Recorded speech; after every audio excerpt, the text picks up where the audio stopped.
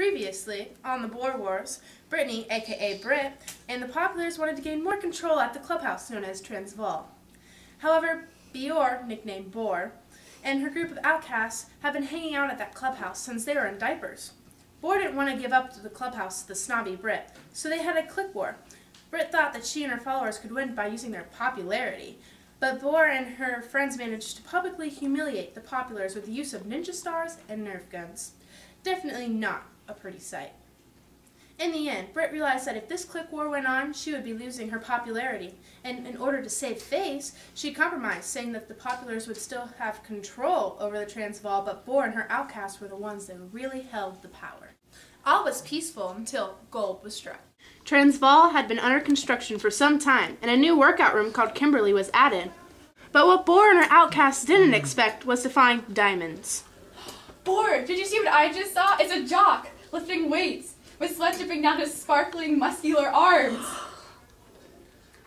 Then, 15 months later, the Orange Free State Room was added in order to please those with more sensitive activity, poetry reading.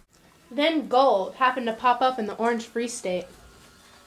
When Britt and the Populars catch wind of the heightened hottie population at Transvaal Clubhouse, they realized that they needed to stake their claim at the clubhouse once more.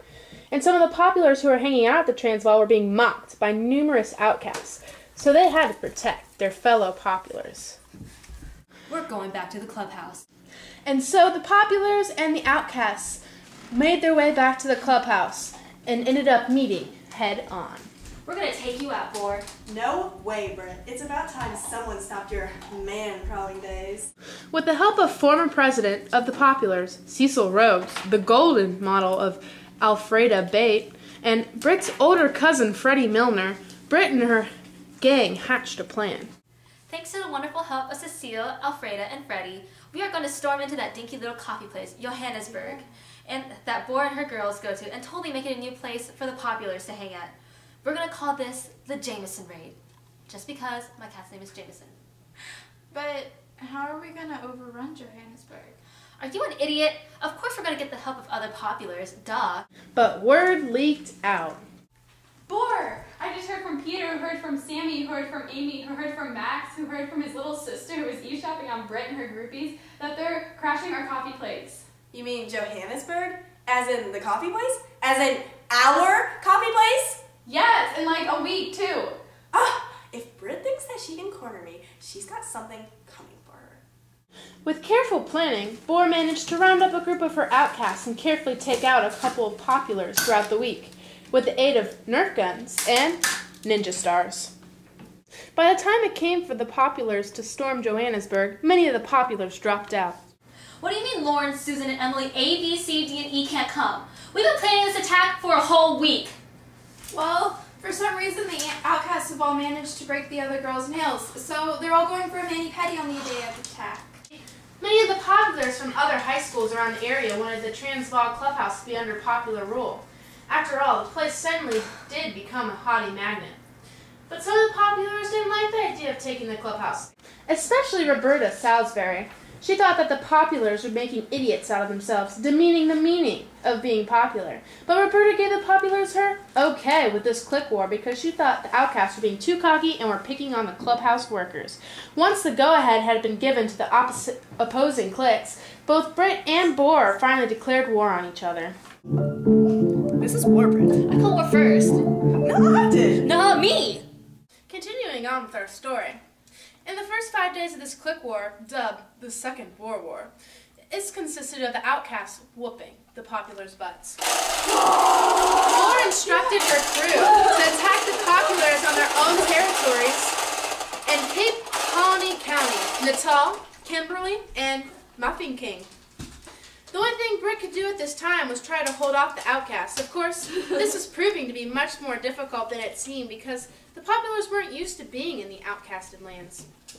But victory managed to reach Britt's hands when she and her followers beat the outcasts out of Stormberg, Margaret Botstein, Hollenso, and they turned Spionkop into popular hotspot of the week later. The more trouble began to reach Boer and her outcasts.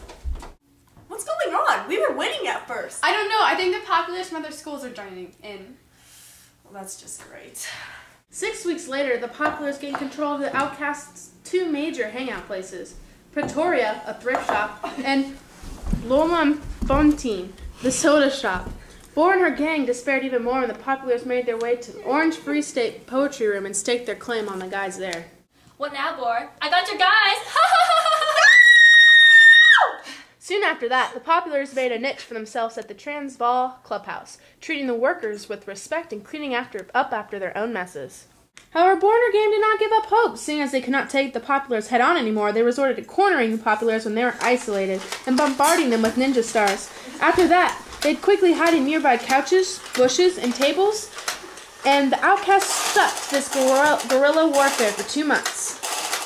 Meanwhile, throughout the clique war, Brit and her Populars forced outcast sympathizers into weight loss programs and salons. They then coerced the sympathizers into buying overpriced, brand-name clothes. After that, the Populars made the victims watch chick flicks, thereby naming such places as concentration camps. Brit implemented this tactic in order to weaken Boer's resolve and to quicken the ending. And so 2 months passed in this second Boer War with no results until... Hey, Boer! Oh my god. Yeah, I know. I'm really tired. All this fighting has been wearing me out. Well, I mean, we're still lasting out there. We haven't lost so many outcasts in a while. Don't you get it, Outcast 1? We're not making any progress. Look at us. I have massive bags under my eyes. You have a broken leg. What are you going to do, whack the Populars with your crutch? I don't think so. And our friends are in concentration camps. We're done. This war is definitely making me lose my cool. I mean, I almost lost a nail a couple times. This seriously cannot go on any longer. I mean, my parents already almost cut off my credit card. Britt, you won't believe the good news. What, Popular One? They gave up. The war's over. And so, Brit and Boer met up at Vereeniging to order up and draw an agreement.